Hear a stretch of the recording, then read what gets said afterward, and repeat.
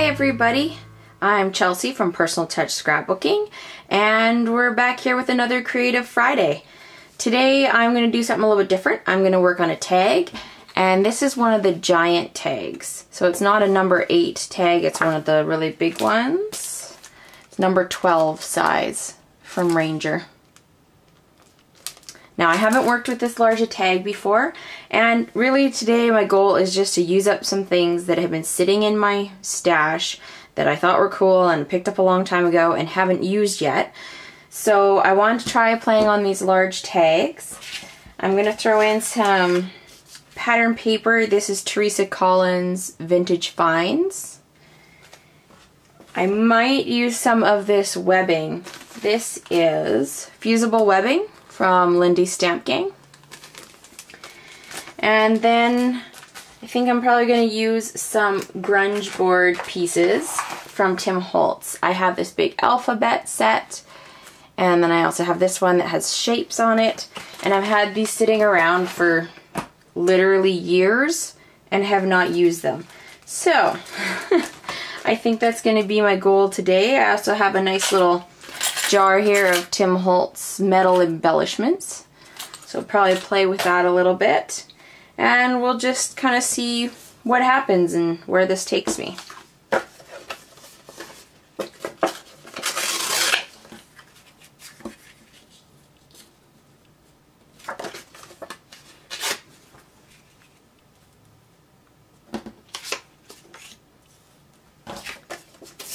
I'm just going to start out by sticking some paper down.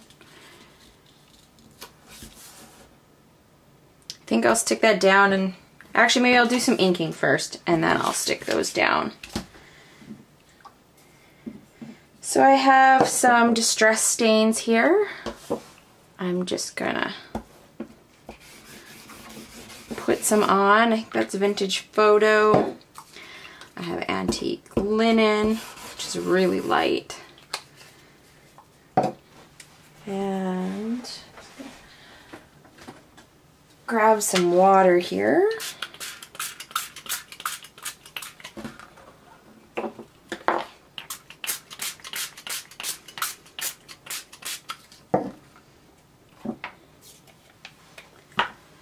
I also have Walnut Stain.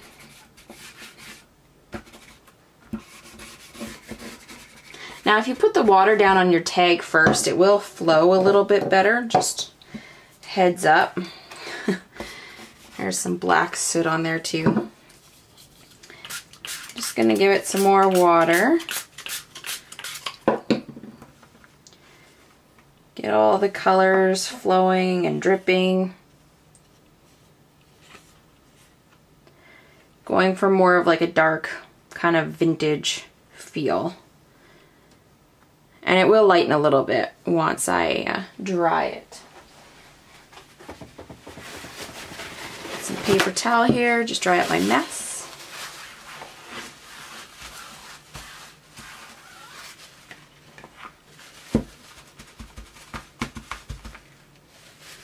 That's looking pretty good so far. I'm just gonna dry it. Okay, this is somewhat dry. Now I think I want to knock back that color a little bit. It's a tad dark if I want to add very many layers. So I'm going to take some Picket Fence Distress Stain, shake it up real good.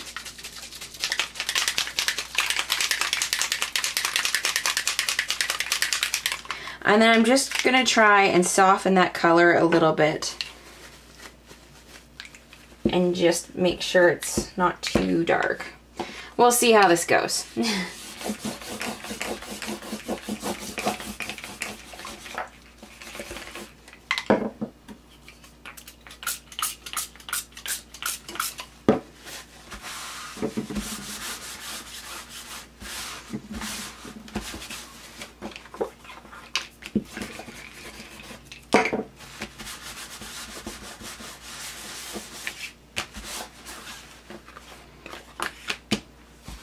Okay, I think that's going to be, I know it looks kind of nasty right now, but I think that's going to be a little bit better for my building up of my layers. A little bit easier for me to work with, not quite so dark.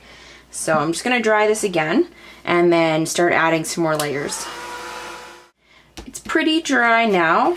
I'm just going to rip this paper a little bit because I ripped it the wrong way because I want to see that white core. When you're ripping paper, if you want to see the white, you gotta rip it towards yourself. If you don't want to see it, then you rip it away from yourself. So this is gonna go over here. I think this is gonna come up here like that. So I'm just gonna use some gel medium here. Put it onto my pattern paper.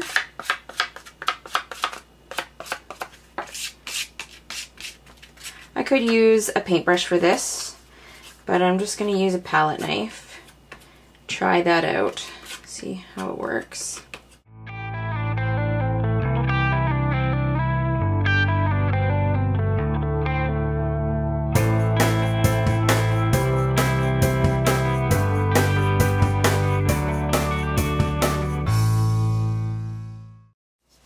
Alright, this gel medium is by no means dry. It's on there, but it's definitely not dry.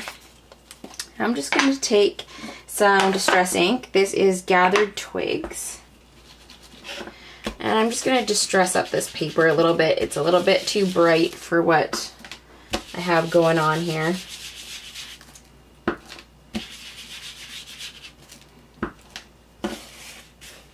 I pretty much use all the browns interchangeably in the distress line. Like, just because I use Vintage Photo here doesn't mean I have to use Vintage Photo on the paper, and they're all fairly close anyways. It's not too big of a difference. There, that's looking a little bit better. Okay. Now I think we're going to add some stenciling. I have a few different stencils here from the Crafters Workshop and from Prima. And I think I'm going to put them on with ink. So this is Walnut Stain. We'll see if it's dark enough.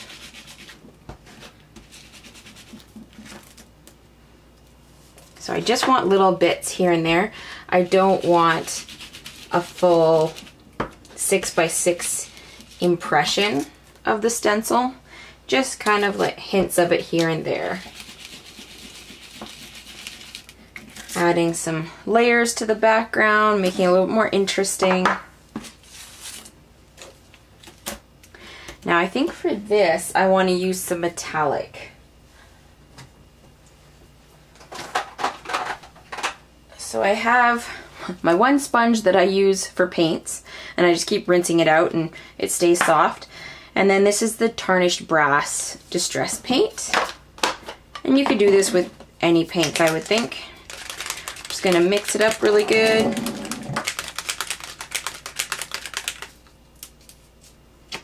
You gotta be careful when you open these bottles that you don't open the screw top on it and accidentally dump the whole bottle. I've seen that happen before. It's not pretty. So I'm just putting some on my inking tool. A little bit of paint and then dabbing off so that I don't have tons of paint on here. Otherwise, it's going to be a very big mess. It's just going to be a puddle underneath your stencil. And I found if you try and take the dauber and go straight to the stencil with it, it just makes a big mess. You don't get anything showing through. So I'm not getting tons showing through. I'm just going to have to kind of push it through that stencil a little bit more. Maybe the stencil is a little bit thicker. I don't know. So I'm just kind of twisting my inking tool. It's very subtle. I don't know if you can see that. Yeah. Put some up over here.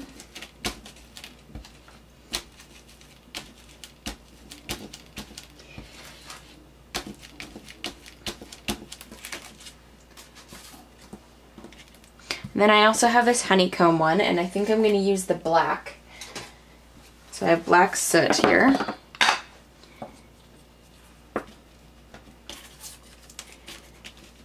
And I'm just going to put that right through the stencil. Oh, that's nice.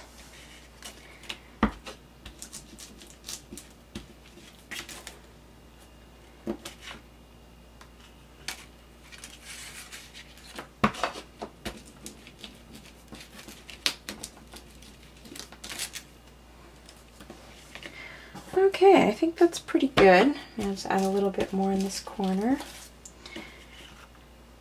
Just to add that next layer on there. Now, where to go from here? I think maybe I'm going to try some of this fusible webbing. I haven't tried it before, so I don't really know how it's going to turn out. Or if it's going to turn out, or if it's going to totally wreck this, but we'll give it a shot.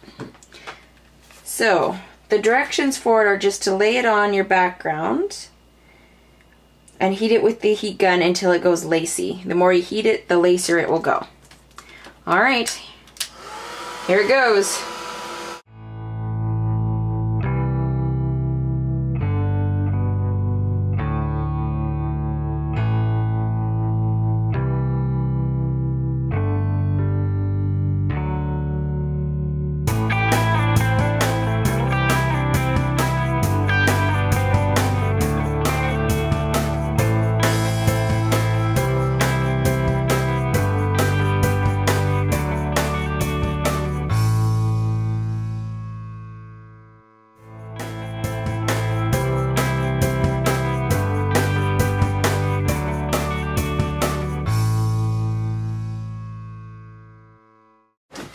So I've heated that piece now for quite a while.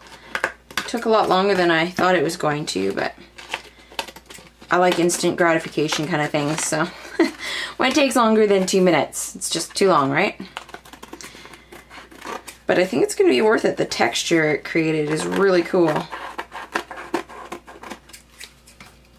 You can see, kind of looks like cobwebs on there.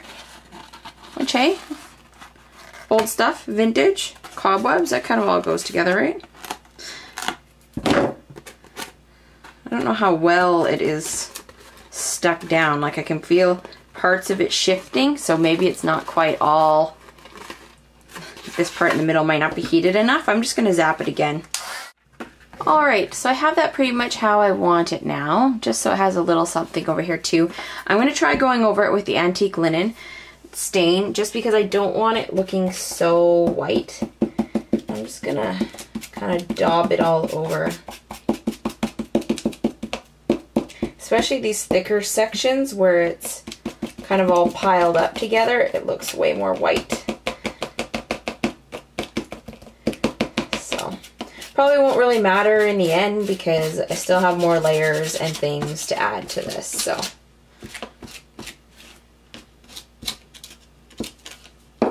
There's another spot that's not set yet.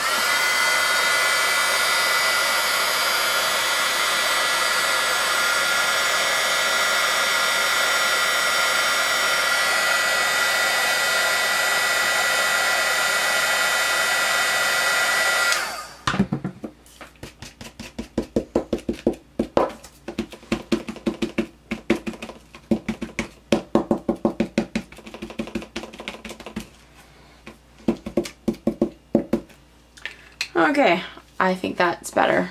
Just gets rid of some of that white that's in there. Now what? You know, I just keep reaching these points today. It's not really flowing. I keep reaching these now what points because I didn't have anything clear in mind when I started, and I always find that a little bit more difficult when I don't have an exact picture in my head of how I want to turn out. I think I might add some embossing powders on top of this. So I'll be back. A whole bunch of embossing powders here. A lot of these are the Stupendous aged, the Frontage embossing powders. And then I also have some glass glitter, some copper embossing powder, some UT in platinum and black, and some gilded fragments. I'm just going to start playing and see what I come up with. The important thing to remember is when you're using things like fragments, they don't have any binder in them. There's no adhesive or anything, so you need to set them in a sandwich of embossing powders. So you need to put embossing powder underneath and then your mica flakes and glitter and whatever else, and then your embossing powder over top to hold on.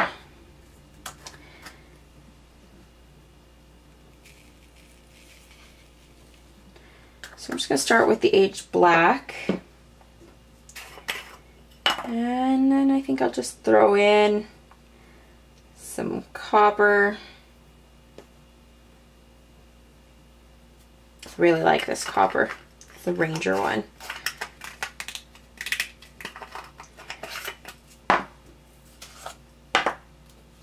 And some glass glitter just to add some nice like vintage sparkle to it. And why not? We'll add a couple of fragments in there too. And then over top, I'm going to put some clear embossing powder just to kind of seal everything in that doesn't have its own adhesive. So all those fragments and the glitter and things like that, just to hold them in place. And then I'm going to pick this up very carefully and I'm going to heat it from beneath.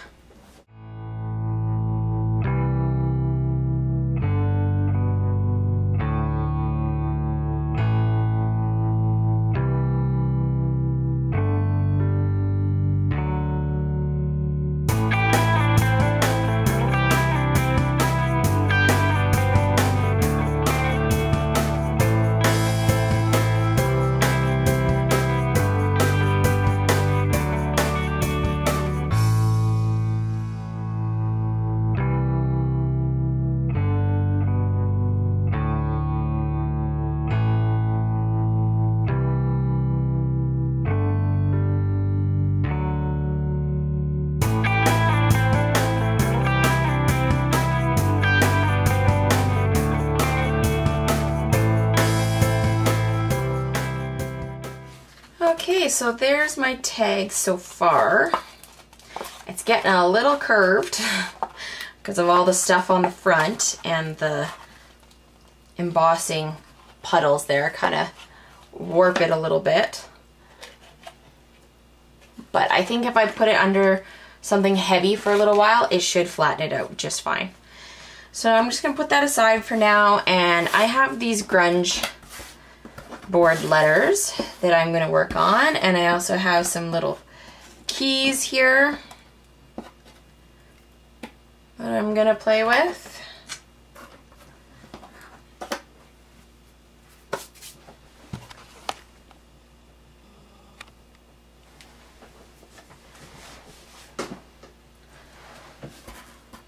So I'm just going to start by painting these up with black.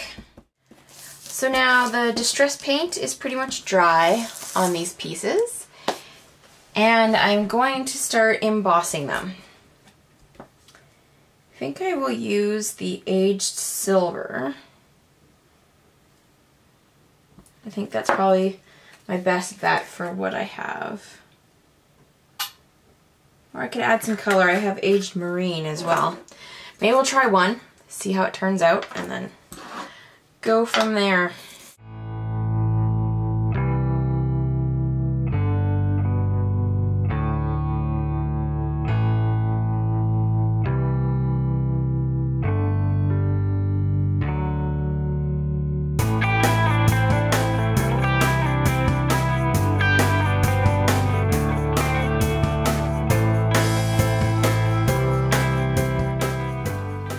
Okay, so apparently my camera wasn't recording. I don't know how much I caught here, so I'll just show you. I'm embossing the letters after they've been painted with the aged silver embossing enamel. And so this one is done, and I want it to be kind of this blotchy look. So I've just gone ahead and used my embossing ink dauber to touch different areas on the letters, and then now I'm just going to heat them up. So my letters are all done. I am going to do something similar on the keys. I think I'm just going to use a little bit different color. So I'm just daubing them with the embossing ink. And then I'll cover them with the embossing powder.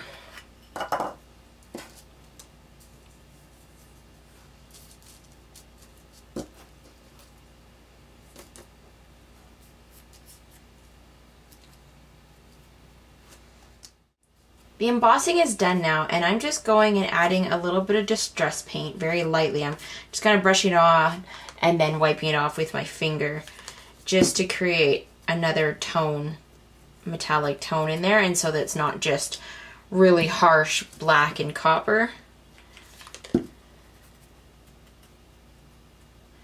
So it's just to add a little bit more interest to them, make them look a little bit more actually aged. The letters I'm just going to leave with the black and the silver because I want them to be a little bit more pronounced. And then I can put my word on here. This is very textured, so I'm thinking I'll probably use a liquid glue. This looks like it's going to have to come more this way. I did not plan out my puddle very well here. Sorry, I was out of frame. Because that's right where my E needs to go.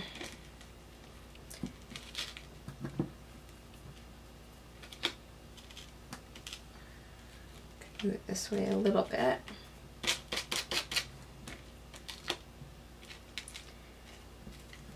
Okay, so that's the basic idea.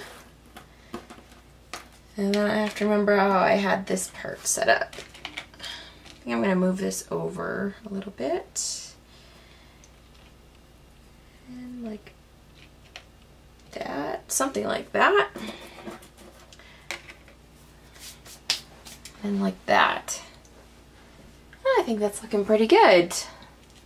I need to alter that bird a little bit. I think I'm just going to try putting some paint, some distress paint, because you can use that on metal. Put them on there, and then I'm just going to use a paper towel and rub some of it off. Get them more aged looking. Add a little bit of the brass to it.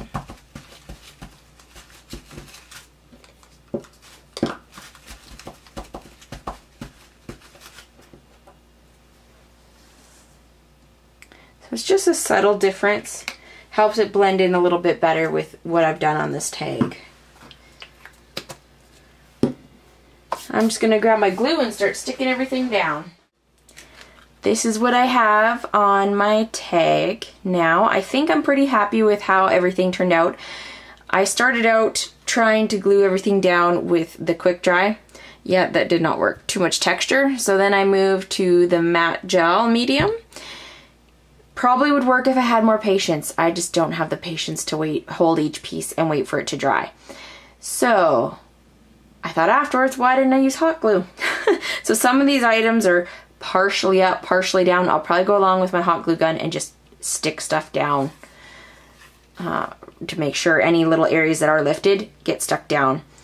I did take the black distress paint around the edges just to frame it out a little bit.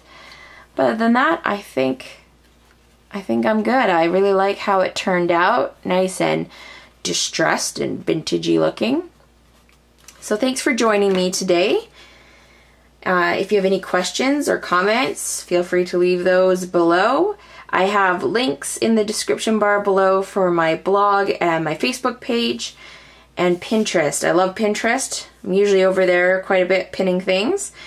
So I hope you will join me next Friday for some more creative fun. Bye.